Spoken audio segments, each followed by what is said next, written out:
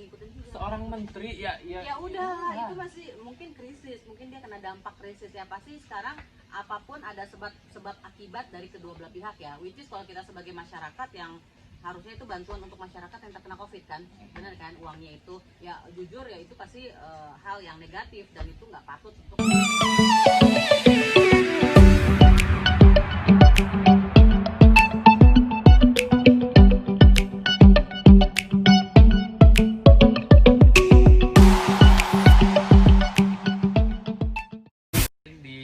The Pavilion Ubud yang lagi viral bersama Andri Handayani, Marisa Oktav, dan Purba. yes, ayah Purba. Ayah Purba. Jadi kita mau ngebahas apa dulu nih? Mau terang bulan. Jadi kita mau ngebahas apa? Tadi ya, apa namanya? Kita akan ngebahas beberapa yang viral-viral yang lagi kejadian, yang lagi rame diomongin di Indonesia. Salah satu contohnya video 19 detik. Apa yang ngebahas 19 detik? Lo deh, menurut lo gimana tuh? Kalau menurut gue selalu bertele-tele ya. Sekarang banyak kan netizen yang pada komen maling aja gitu di CCTV cepet banget ketangkepnya kan, dalam waktu cuman belum 24 jam udah ketangkap. Sedangkan ini yang udah jelas-jelas mirip banget. Buat gue sih kalau misalnya mirip banget pasti ada bedanya dong, dan ini plak-plak mirip banget. Bukannya gue negatif thinking ke si Gisel ataupun gue ada dendam atau gimana, nggak sama sekali. Gue pun nggak pernah sama Gisel, tapi menurut gue itu plak-plak banget gitu loh, kayak kembaran satu ibu. Kalau misalnya di dunia ini ada yang kembar sama dia tuh, tapi parah banget kembarnya tuh, plak-plak banget. Cuman memang ini mungkin menurut gue mungkin ini videonya video yang lama, makanya si Giselnya itu kelihatan lebih cabi kan. Tapi mungkin dia belum punya anak kali ya? Iya mungkin ya, tapi karena beda kan, sekarang kan dia kurusan kan, jadi kurus lah. Bedanya itu aja sih kalau menurut gue sebagai netizen ya, karena gue gak kenal sama Giselnya juga. Jadi ya buat gue sih kemungkinan 90% itu dia gitu. Tapi waktu dulu itu Gisel itu pernah bikin bukan konversi yang ditanya wartawan, terus dia itu menyanggal, bukan dia dulu kayak tahun lalu kan? Enggak, kemarin-kemarinan dia bilang beda di situ kan, nggak ada selulitnya segala macam, itu lebih mulus kata si Gisel gitu. Tapi kemarin baru aja terupdate dari Hotman Paris kalau Gisel itu mendatangi Hotman Paris untuk konsultasi bahwa handphonenya hilang 3 tahun lalu. Jadi gimana menurut lo? Berarti dia mungkin menurut lo? Mungkin. Itu lo kan? Ya udah. Kamu nggak ngikutin. Oh, dia nggak ngikutin guys, dia ngikutinnya belum bokeh. Tentangnya lain. Tapi ya itu. Tapi kalau menurut gue sih beda ya, karena sebelumnya kan dia pernah ada kasus lagi tuh tahun lalu. Kalau nggak salah bulan Oktober atau September tahun 2019 dia kan dipanggil juga kan. Nah itu baru menurut gue tuh beda mukanya, mirip ya beda. Dan dia dan even si Giselnya itu pada saat datang sebagai saksi itu diwawancarain dia tetap maju ngomongnya tuh beda lah ya. Kalau kita bohong sama kita beneran faktanya itu bukan kita, itu beda banget drastis. Karena mungkin si Gisel juga nggak pro, bukan pembohong gitu. Jadi walaupun artis dimanapun ya kita tahu lah mana yang acting, mana yang skenario, mana yang realita. Jadi gesturnya tuh kelihatan pada saat tahun lalu kasus itu dia lebih lantang gitu untuk defend diri dia sendiri tuh ini. Tapi pada saat sekarang itu jauh berbeda. Lebih diam. Kabur tutup mulut jadi segala macam, dan dia nggak kasih klarifikasi itu dia apa bukan, itu bukan aku. Dia nggak berani ngomong kayak gitu. Dia bilang ya udahlah nanti lihat aja gitu kan. Ikutin aja deh aturan ini toh netizen selalu diberi tempat, dia bilang gitu kan. Kayak gitu. Beda aja. Beda ya. Lagian kalau misalkan benar misalnya yang melakukannya, pasti dia akan ngerasa kalau itu tuh ya itu videonya dia gitu. Jadi dia pun nggak bisa berkata-kata banyak. Tapi sih ya gimana ya, sekarang posisinya pusing, mau ngakuin salah mau nggak ngakuin salah. Jadi ya doa terbaik aja. Ya, semoga cepat selesai masalahnya dan pihak polisi bisa juga menentukan yang terbaik, karena juga ya pelajaran lah kalau memang itu Gisel, suatu pelajaran buat dia untuk lebih hati-hati dan nggak usah lah bikin video. Ya betul. Dan buat Bukan untuk semua Gisel aja, ya. untuk kita semua, Untuk kita termasuk semua. gue. Karena itu nggak bagus ya. Termasuk gue. Mendidik Tolong era-era. hapus semua video kalian yang aneh-aneh di dalam handphone. Buruan hapus. Ya, nggak usah lah kayak gitu-gitu karena benar-benar di jejak digital tuh susah. Oke, itu buat Gisel. Pokoknya good luck buat Gisel. Untuk next isu kita akan membahas tentang kemarin yang lagi heboh adalah selebgram. Karena kita lagi di Bali nih, selebgram yang bunuh diri di salah satu hotel di Jimbaran, Bali. Gimana menurut kalian? Ngikutin beritanya? Yang itu Ya, menurut lo gimana? Lo sebagai orang yang tinggal di Bali, ada selebgram Bali yang bunuh diri. ya kita jangan, maksudnya kenapa sih bunuh diri di tempat yang memang sering dikunjungin orang itu, kayak hotel itu kan public place kan. Kenapa nggak di ini, nggak di tempat lain? Lagian juga nggak usah bunuh diri deh. Kenapa emang nggak ada cara lain untuk menyelesaikan apa namanya permasalahan itu, sehingga lebih worry di venue ya. Di venue. TKP. TKP. Secara orang hotel ya Iya kan? dong. Takut banget. Takut banget. Terus menurut lo sebagai warga Jimbaran, kan lo di Jimbaran kan? Bilang, Tinggal di Barat. jangan di Jimbaran. Neighborhood dong berarti itu kan. Gimana? Ya mudah-mudahan kayak si Telegram ya. Sekarang itu Kayaknya di Bigo deh, artis Bigo, gua nggak kenal. sama. Seputar. Ya sekarang udah ke tempatnya. Lebih baik. Ya, pelajaran buat kita semua sih. Yang positif aja, jangan cari jalan cepat menyelesaikan masalah. Katanya dia tuh bunuh diri gara-gara putus sama cowoknya ya. Apalagi begitu. Ya. Jadi buat kalian semua, aduh please deh. Kalau nggak ada Apalagi laki-laki lain. ini nggak, apalagi kan baru pacaran, jangan, aduh udah deh, putus cinta, selingkuh itu udah hal biasa. Kalian harus lebih siap menghadapinya. Yang kawin aja bisa cerai, betul apa betul? Nah, ini. Pokoknya diet is the best. Oh salah Apa? ya? Apa? Apa? Diet is the best. Oh Oh, salah ya? ya pokoknya gitu buat kalian semua yang masih berhubungan pacaran, kalau marah-marah gitu mah hal biasa ya.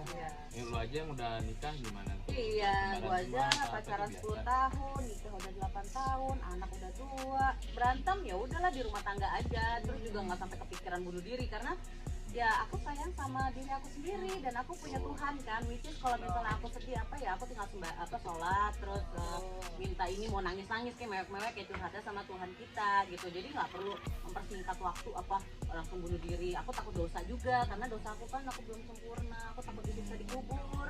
Jadi sayang banget kalau Jangan untuk nambah lagi ya. Nambah dosa. Nambah dosa buat sayang banget kalau untuk nambah anak. Nambah anak dong kata Haha. sayang banget kalau misalkan mati sia-sia Iya. ya. Belum tentu cowoknya peduli. Kalian punya keluarga, kalian curhatlah sama mereka. Jadi buat kasus yang ini kita doakan semoga arwahnya diterima dan mendapatkan tempat yang terbaik. Oke, untuk yang ketiga next isu yang lagi hangat-hangat dibicarakan hari ini adalah tentang menteri kita yang korupsi. Dari kemarin ada menteri korupsi ini, tapi ini yang paling parah sih menteri sosial kita yang korupsi dana bansos COVID-19. Gimana menurut kalian? Emang ada? Oh ini nggak ngikutin berita nih. Ya jadi Gue cari kerjaan. per hari ini, jadi si menteri kita ini menyerahkan diri ke KPK untuk ya dia mengakui kalau dia menyelundupkan dana bantuan COVID-19 ke kantong pribadinya. So how? Menurut kamu yang pernah menjadi korban COVID gimana tuh? Oh, pejuang COVID. Pejuang COVID. Kalau buat aku ya dia udah kaya apa belum sih? Nggak ngikutin juga. Seorang menteri ya Ya udah, itu masih mungkin krisis, mungkin dia kena dampak krisis ya pasti sekarang apapun ada sebab akibat dari kedua belah pihak ya. Which is kalau kita sebagai masyarakat yang harusnya itu bantuan untuk masyarakat yang terkena COVID kan, benar kan uangnya itu ya jujur ya itu pasti hal yang negatif dan itu nggak patut untuk dicontoh apalagi dia menteri gitu ya. Ya buat aku sih kayak gitu, orang yang kayak gitu tuh serakah. Ya sebel nggak sih lo? Gue sebel banget. Gue sebel banget kenapa sih Pak lu korupsi dan ada bantuan sosial itu. Kurang duitnya. Bahkan sampai sekarang saya aja tidak mendapatkan bantuan, nggak sampai ke tangan saya itu. Kamu juga ya? Ya, yang bantuan-bantuan itu mana? Nggak ada. Bapak malah masuk ke kantong rekening Bapak. Oke lah, Bapak cuma motong 10.000 per bantuan dikalikan ratusan juta rakyat. Iya. Tapi berpuluh-puluh terima miliar. kasih loh cepat sadar. Oh ya Iya, cepet Kenapa? sadar. Ini highlightnya kok bisa cepat sadar?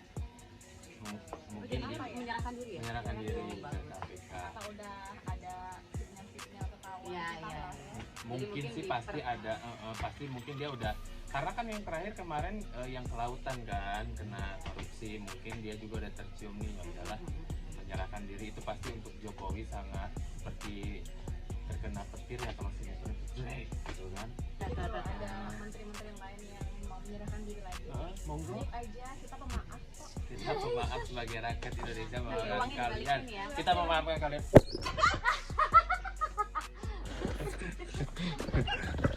Oke, maaf kamera terus. Iya saking Pokoknya lagi gimana? enggak saking terus kita semua mendapatkan bantuan kok nggak sampai ke sana. Emang gara-gara Lalu Bukan udah gara-gara itu ya? ya mungkin gara-gara Mana itu sih? Dari kayak mana? Hah? Dari kayak mana sih? bantuan. Ya. Oh sembako. Iya Oh dari Banjar ya? dari Banjar. Ya mestinya. Iya, pokoknya ada. Mungkin mestinya kita dapat 1, mestinya kita dapat 3. Jadinya 2 gitu contohnya. Jangan nanya Bisa lagi, jadi. nanya terus depan kamera. Cita lu. Ya lu udah sakit daripada gue salah ngomong kan. Enggak, mending diem lu. Ya udah. Terus ya udah paling gitu. Oh iya, terus sama ini kan kasus COVID tuh meningkat kan, makin naik. Oh, Nah, iya. tapi statistik yang meninggalnya tuh tetap nggak drastis naik, tapi kasusnya naik ya. Nah, gimana? Menurut kalian, soalnya rumorsnya itu ada beberapa temenku yang orang tuanya sakit bawaan, masuk rumah sakit tiba-tiba dibilangnya corona, padahal dia bukan corona, tapi penyakit bawaan karena udah tua gitu, dan itu dimasukin data. Itu menurut kalian gimana? Karena akal-akalan rumah sakit biar dapat duit dari pemerintah atau gimana tuh? Iya, jadi itu lagi ya itu juga sih gua nggak ngerti juga ya sama Indonesia sistemnya gimana sekarang. Mungkin kalau misalkan si rumah sakit ini mengeluarkan pasien COVID, berarti dia dapat suntikan dana dari pemerintah sekian, katanya begitu. Jadi sekarang apa-apa yang tidak jadi COVID dijadikan COVID. Jadi please untuk rumah sakit yang seperti itu segera ya nanti gimana perekonomian Indonesia mau balik lagi kalau sekarang COVID-nya bertambah. Dan juga aja ekonomi dia, dan juga media nggak real gitu loh. Iya, media juga terlalu lebay deh provocate menurut juga, gue. melebay-lebaykan gitu kan. Nah gitulah, gimana menurutnya? Yang faktanya pasti-pasti aja ya, karena semua itu berhubungan dengan open border. Itu kan ya, kepercayaan pihak internasional pada Indonesia kan itu hubungannya sama lagi, hubungannya lagi ke ekonomi Indonesia. Itu kan Dan juga yang dampak fakta-fakta itu. dampak kenapa kasusnya banyak, karena mungkin pertama kita nggak dapat vaksin gratis. Memang vaksin juga masih dipesan kan, antara kan vaksin yang mengeluarkan ada vaksin dari Cina sama vaksin dari Rusia ya. Itu kan lagi di Amerika tuh udah UK Masih transit di situ dari ya. UK udah mulai beli, tapi kalau nggak salah yang Cina atau yang Rusia lupa. Itu juga belum ada uji klinis. Ya, mereka tesnya itu berapa persen akurat, katanya 80% lah, ada yang 70% lah, itu masih simpang siur lah. Cuman kalau menurut aku kenapa semakin tinggi itunya ya kasusnya ya, karena pertama di Indonesia itu kebanyakan rata-rata penduduknya tuh Udah umur. ke bawah, apa sih maksudnya, enggak Ekonomi ke ya, bawah. ya Menengah maksudnya ke bawah. menengah ke bawah. Nah, terus juga soal kita mau tes untuk tahu itu rapid perlu test duit nggak lagi. akurat, yang lebih murah. Nggak akurat. Terus Dan swab perlu duit rata-rata lagi. 500 ke atas, Iya. ya kan? Nah, sedangkan masyarakat kita yang kayak gini itu dalam krisis kayak gini loh, untuk tes satu orang seperti itu sesuatu gitu buat mereka, dan mereka mau makan nyaris 100, jangan ke 100.000, 10.000 aja tuh susah banget untuk makan. Ini nggak usah mikirin diri kita yang mampu ya, tapi gimana rakyat yang dominan di Indonesia kan rata-rata kurang mampu. Nah, jadinya jatuhnya kalau memaksakan mereka untuk tes bayar sendiri, ya mereka gimana? Apa harus cari duit, benar-benar menghalalkan segala cara dalam arti bisa mencuri atau apa untuk tes? Nah itu loh, jadi kenapa Indonesia ini makin meningkat kasusnya ya, karena banyak mereka yang nggak tes dan mereka berkeliaran kemana-mana gitu loh, jadinya kayak zombie Ya mungkin yang tes hanya yang mampu bayar aja. Jadi buat aku lebih bagus pemerintah juga memikirkan itu.